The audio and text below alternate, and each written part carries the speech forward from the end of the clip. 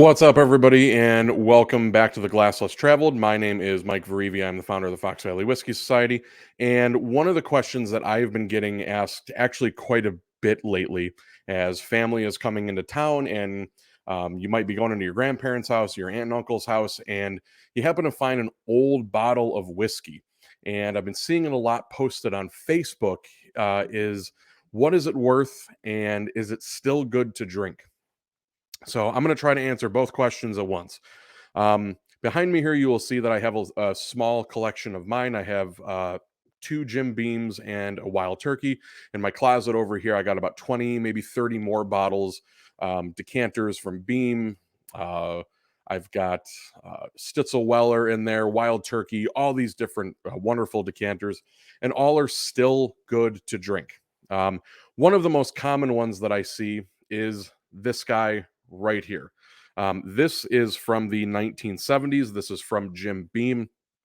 This is a glass decanter, meaning it's painted glass, so it should, as long as the seal is kept good, it should basically stay forever. So to answer the question, is it still good to drink? Generally speaking, yes. But there are a couple things that you're going to want to look out for. Let's say you're going over to your grandparents' house or your aunt and uncle's or your parents' house, and they bring out a bottle of old whiskey. If it's in glass and it's still clear, meaning you can see through it and it doesn't look very cloudy, very dark, there's not any sludge at the bottom, it's still going to be pretty good to drink. As long as it's not milky, you can go ahead and sip on it. If it still tastes like whiskey, you should be good. One thing to keep in mind is that a lot of the decanters throughout the 60s and 70s were made using ceramic and painted with a lead-based paint. So a lot of you guys might see things like this. So this is from the 1970s, 1974, in fact. This is a ceramic decanter, and this is painted using a lead-based paint. Now, it has been known that over the years, over the decades of the whiskey sitting in that container, lead has been known to leach into the whiskey itself. Now, that generally could cause concern if you drink 2 or 3 or 4 bottles all at once. But if you're just sipping on the whiskey, as long as the whiskey isn't milky, cloudy, it's still relatively clear, you can see through it, as long as it still looks good, go ahead and sip on it. I've got about 20 or 30 of them, ceramic decanters in here, that I sip on actually pretty regularly. What I do, though, is when I acquire them, I re-decant all of them. In other words, I take them from the original ceramic and I put them into glass. I bought this glassware off of Amazon. I bought them in a pack of 12 for like 25 bucks. I had these labels made. I created the label and I had them made from Sticker Mule. And I wrote on each one of them what year it's from and what the actual whiskey is that's inside of it. So as long as it's still clear, you can still see through it and it's not milky and sludgy, you can still sip on it. So you're at your grandparents or aunt and uncles or your parents' house for the holidays, and they pull this out and they say, let's go ahead and sip on it. So you pour it into a glass, you find that it's still good, and you take that first sip, and the first thing that you notice is that it tastes totally different than bourbon tastes today. And the reason that is because every ingredient that they used back in the 50s and 60s to barrel this whiskey was different. The water was not filtered via reverse osmosis. The barrels grew in different, the trees grew in different climates. The grain was non-GMO, organic, everything was different. The terroir, the minerals in the soil, the relative oxygen content, every single thing was just different. So it's going to taste very different than bourbon tastes today. And one note that you'll get in particular in some of these older bourbons is a note of what I call antique store. And that's basically that smell that you get when you walk into an old, musty basement or an antique store and you can kind of smell how old everything is. That's what these generally smell like. But you also get beautiful notes of honey and brown sugar and toffee. They're very they're very mellowed out. The alcohol does not burn. They're incredibly, incredibly smooth. They're great sipping whiskeys. These ones in particular, this is like I said, this is actually glass. It's just painted glass. Matter of fact, when you open it, you can see right there, glass. So these are still good to drink as long as that cap is sealed tight. It's the ceramic ones that you really, really want to be on the lookout for. Now, what are they worth? That's going to be really a question for the person that's selling it and the person that's going to be buying it. These guys right here, when they're empty, $5.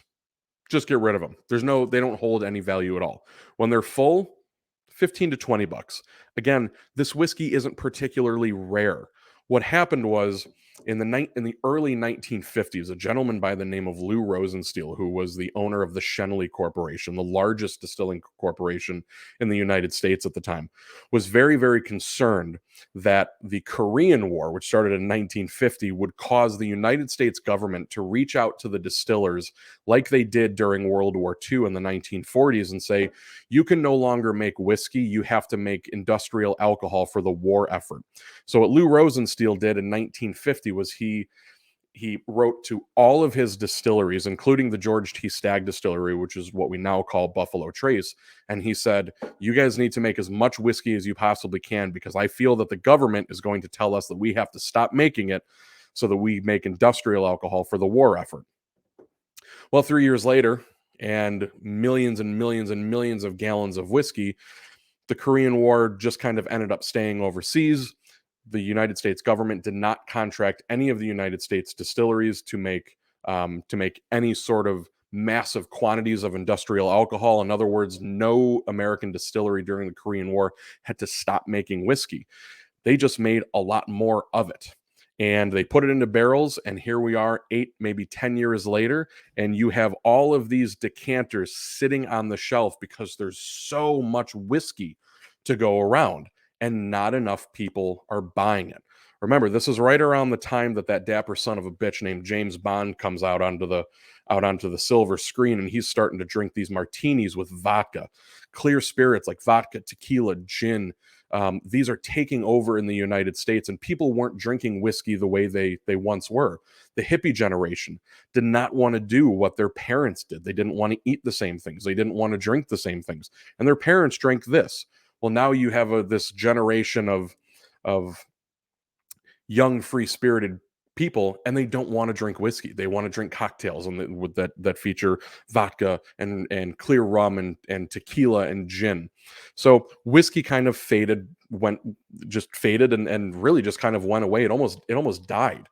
So all of these distilleries having this massive surplus of bourbon start creating these decanters like you see here in order to try to sell the product, give it some sort of gimmicky sales pitch, put it in a cool bottle with some cool artwork and see if it'll sell. And it did. But the thing is the whiskey inside it's just plain whiskey. There's nothing really particularly special about it. Now, there are some brands that are more highly sought after than others. Jim Beam is a brand that made so much whiskey in the 1950s and 1960s that when they went to bottle it, it just kind of lost all of its value. On the opposite side of that, Wild Turkey, this guy right here, those are more highly sought after. Those are the ones that you really want to look for. Anything that says Old Fitzgerald or Stitzel Weller, those are the things that people are really, really going to be clamoring over. So, as to the value on those things, they can get up into the tens of thousands of dollars. But these guys right here, if you happen to see one at a garage sale or in your grandparents' basement or in your parents' basement or an aunt and uncle's cupboard, there's really not a whole lot of value to these. Like I said, maybe 20 bucks full and sealed. They're really not super valuable. These guys down here, the ceramic ones, 30, maybe 40 bucks. If you need one to complete some sort of set, or you need one to because it's your birth year or whatever, pay a little bit more for it, but there's really not a whole lot of value to it because the whiskey inside just isn't really that special. Just because it's old doesn't make it valuable. That's a number one rule of antiquing, is just because something is old doesn't mean it's worth a lot of money. It just means it's old. But again, you get guys like Wild Turkey and Stitzel Weller, Old Fitzgerald. Those are a lot more valuable. So those are things to look out for. But anything from Jim Beam, there are some that are incredibly, incredibly expensive, particularly the white and gold 18-wheeler that came out in the late 1980s, early 1990s. Those that can fetch about $5,000 on the secondary market, but these guys, there's really no value to it whatsoever. So I hope that answered all your questions. I'm going to actually pour what's left of this and finish it off. Got a couple more sitting in there that I can open up. If you guys have any questions, please feel free to comment below this video, and I will answer those questions for you. If you happen to find any of this stuff, pour it out into a glass, see if it's any good, and sip on it. If it tastes good, drink it. Cheers, everybody. Happy holidays. Merry Christmas. Happy New Year.